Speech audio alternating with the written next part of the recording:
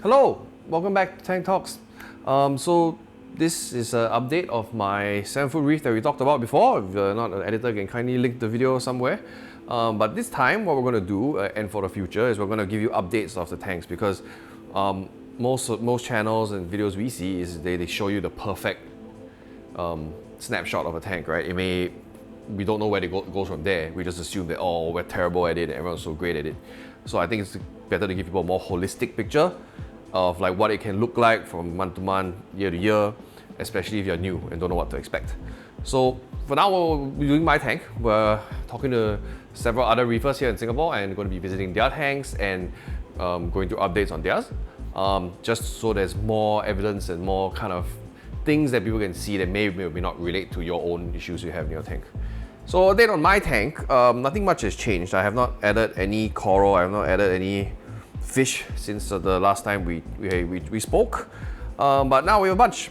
So I got a few tangs yesterday from one of the LFS. We have a yellowtail surgeon, which is from the Caribbean, and I never knew existed until like 2 days ago. We don't see them in this part of the year, in this part of the world pretty often. So I was like, oh, cool. They get kind of big, so I'll probably going to rehome it in the far future. We have a blonde lipstick nasal who was already eating. Apparently blonde nasals sometimes don't eat. So it was eating pellets at the store. Great, picked it up. And we have a flamingo tang, a unicorn tang, another one that's going to get pretty big, but they got pretty peaceful. Hopefully they will quell some of the nastier xerosomas. And then we have a white-tailed bristletooth here. I can't get the Hawaiian coal tang, so this will have to do. And we have a brown tang that I tried releasing last week, but as you can tell, it got beat up real bad by the black tang, and now this tiny yellow tang wants to take it out on him. So I had to put him back in the box, and we're gonna try releasing all the tangs at the same time, and hopefully that helps the situation. They'll probably be in the box for a couple more days. I want to make sure that they are eating well. They're not exhibiting anything weird, because if I release them and they look really stressed and weird, it's gonna be hard to get them out. So I generally put them in boxes for about maybe a week, 2 weeks depending. So I can see that a bunch of fish are flashing at the brown tang, and I know that he's probably going to be in trouble. None of them are bothering the rest of them. Maybe because the acclimation boxes are too high. I might lower them over the next couple of days if I can. But that's how I generally do it. I didn't QT this batch of fish, like I said. I didn't say that, but I usually QT them or observational at least with black mollies, but I trust this shop, and as long as it's not velvet, I'll be fine. I have we talked about it, I have some Deltec UVs that should keep things under control. So now I guess it's time to feed the fish. Okay, so this is baby food. No, I'm kidding. It's P. mycis mixed with Reef LS Reef Frenzy and Fauna Marine's Energizer, as well as Aquaforest garlic oil and a bit of lipovit, just a bit because that thing gets really messy. So I feed mostly 2 to 3 large frozen food meals a day. I toss pellets in as and when I feel like it. I feed the tank a lot, as you guys know.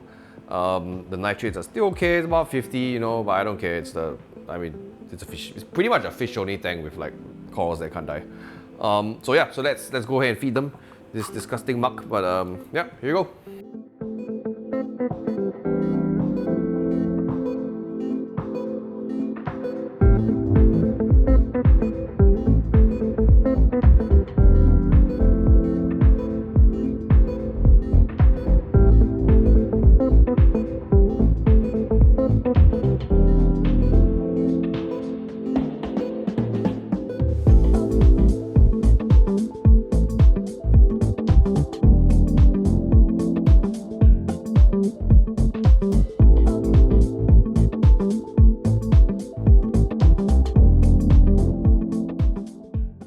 Okay, so that was it. That was feeding the fish.